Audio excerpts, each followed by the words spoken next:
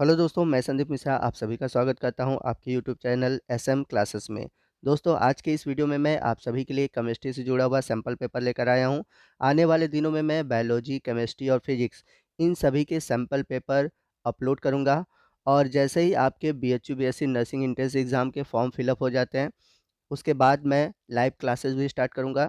आप अपनी तैयारी करते रहिए। और सबसे इम्पोर्टेंट चीज़ मैं आपसे ये कहना चाहूँगा कि आप जो भी वीडियो देखते हैं उसमें जो भी इम्पोर्टेंट टॉपिक आते हैं या आपको लगता है कि ये टॉपिक आपके लिए इम्पोर्टेंट है, आप उसको नोट करते चलिए।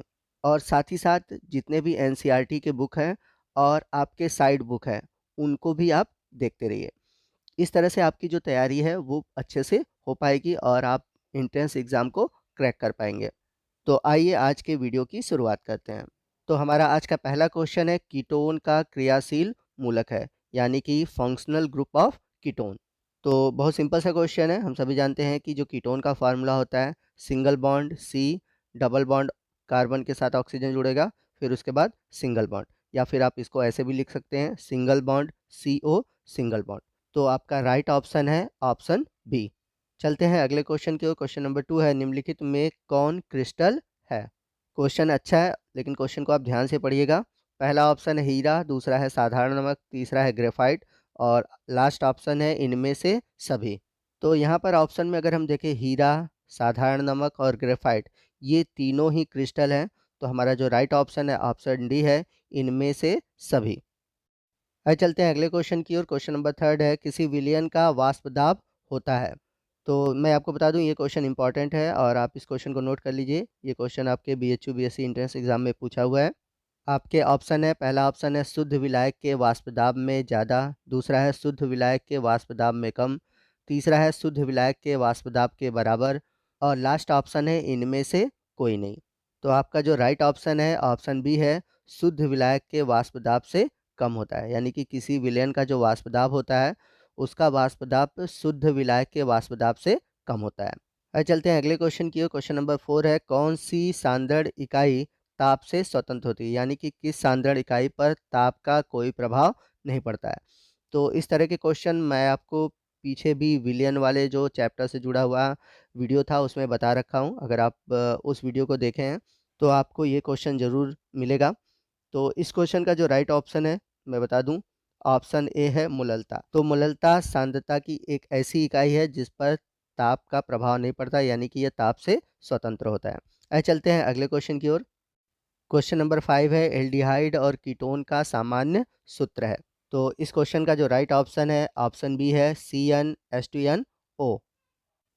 चलते हैं अगले क्वेश्चन की ओर। क्वेश्चन नंबर 6 है, ताप में वृद्धि होने से अधिशोषण की मात्रा, यानी कि आपको बताना है कि यदि ताप में वृद्धि कर दिया जाए तो अधिशोषण की मात्रा पर क्या प्रभाव पड़ेगा। वह घट जाएगा, बढ़ जाएगा, अपरिवर्तित रहेगा या फिर इन तीनों में से कोई नहीं होगा। तो आपको मैं बता दूं कि सॉलिड वाले चैप्टर से जुड़े हुए जो मैंने एमसीक्यू कराए हैं उसमें भी ये क्वेश्चन था और काफ़ी अच्छा क्वेश्चन है, इंपॉर्टेंट क्वेश्चन है। तो मैंने उसमें इसका रीज़न भी बताया हुआ है। यहाँ पर मैं सीधे आपको आंसर बताता हूँ कि ताप में वृद्धि होने से जो अधिशोषण की मात्रा होती है वो घट जाती है। आपका राइट ऑप्शन है ऑप्शन ए। क्वेश्चन नंबर 7 है, HCP संरचना में पैकिंग प्रगुणता कितनी होती है? आपको HCP संरचना में पैकिंग एफिशिएंसी बतानी है। तो इस तरह के भी क्वेश्चन मैंने सॉल्व कराया हुआ है, आपको यहाँ पर आंसर बताना है। तो चलिए मैं आपको राइट ऑप्शन बताता हूँ। यहाँ पर जो राइट ऑप्शन है ऑप्शन बी है 74%, यानी कि HCP संरचना में पैकिंग प्रगुणता होगी 74%। चलते हैं अगले क्वेश्चन की ओर। क्वेश्चन नंबर 8 है, क्रिस्टल होते हैं। आपके ऑप्शन है, पहला ऑप्शन है समदैशिक, दूसरा है असमदैशिक, तीसरा है दोनों और लास्ट ऑप्शन है इनमें से कोई नहीं। यहाँ पर मैं आपको एक चीज़ और बता दूँ, सॉलिड चैप्टर से रिलेटेड जितने भी टॉपिक है उन चैप्टर को मैंने पढ़ा रखा है। आप चाहे तो वो वीडियो देख सकते हैं। अगर जिन बच्चों का जो बेसिक है वो स्ट्रांग नहीं है या उनका कंसेप्ट सॉलिड से रिलेटेड क्लियर नहीं है, तो आप वो वीडियो देखकर अपने जितने भी कंसेप्ट हैं उसको क्लियर कर सकते हैं। और इसका बेनिफिट ये भी है कि आपका अगर कंसेप्ट क्लियर रहेगा तो आप हर तरह के क्वेश्चन को सॉल्व कर पाएंगे। यदि आप क्वेश्चन को रटने जाएंगे तो कितने आप क्वेश्चन को रटेंगे, और अगर क्वेश्चन के पैटर्न को बदल देगा तब भी आप कंफ्यूज हो जाएंगे। तो मैं आपसे यही कहूँगा कि आप अपने बेस को स्ट्रॉन्ग कीजिए। तो हमारे चैनल पर हर चैप्टर से जुड़े हुए, चाहे क्लास 11th हो चाहे 12th हो, उनसे जुड़े हुए वीडियो आपको मिल जाएँगे। तो आप वो वीडियो देखिए अगर आपने अच्छे से उस चैप्टर को नहीं पढ़ा है। बाकी अगर आपने अच्छे से पढ़ा है, तो आप इन सैंपल पेपर और जो एमसीक्यू मैं चैप्टर वाइज़ अपलोड कर रहा हूँ, उनसे तैयारी कर सकते हैं। तो यहाँ पर मैं आपको राइट ऑप्शन बता दूँ, राइट ऑप्शन है ऑप्शन बी, असमदैशिक।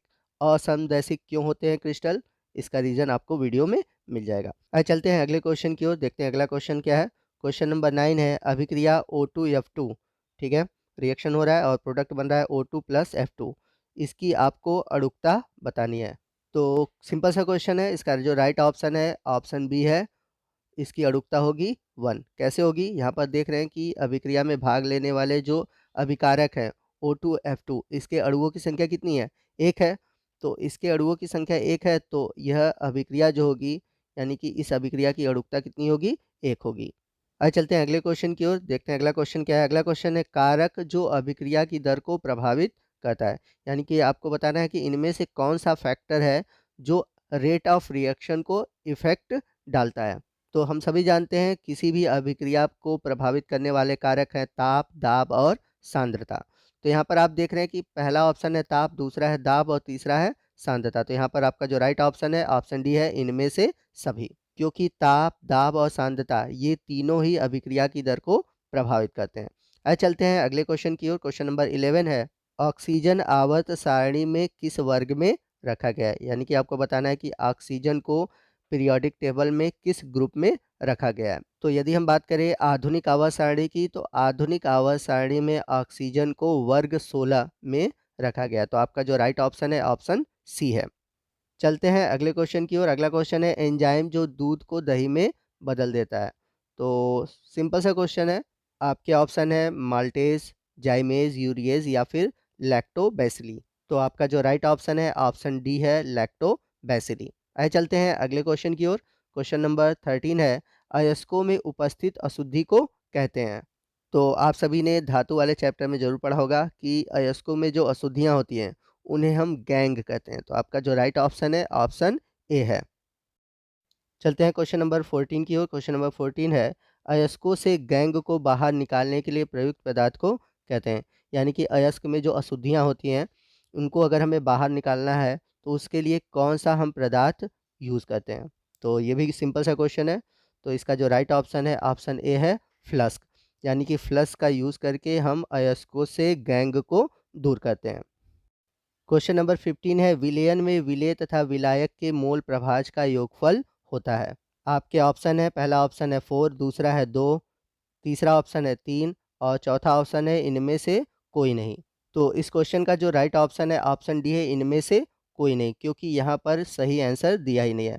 तो इसका राइट आंसर क्या होगा आप हमें कमेंट करके ज़रूर बताइएगा। और आज के इस वीडियो में आपके कितने क्वेश्चन सही हुए आप ये भी कमेंट करके बताइएगा। वीडियो अच्छा लगा हो तो वीडियो को लाइक और शेयर करना मत भूलिएगा। और यदि आप हमारे चैनल पर नए हैं और अभी तक आपने हमारे चैनल को सब्सक्राइब नहीं किया है तो प्लीज़ हमारे चैनल को सब्सक्राइब कर लीजिए और बगल में जो बेल आइकन है उसे प्रेस करना मत भूलिएगा, ताकि जब भी मैं इस तरह के वीडियो अपलोड करूँ उसका नोटिफिकेशन आपको मिलता रहे। तो मिलते हैं अगले वीडियो में अगले टॉपिक के साथ, तब तक के लिए जय हिंद, जय भारत।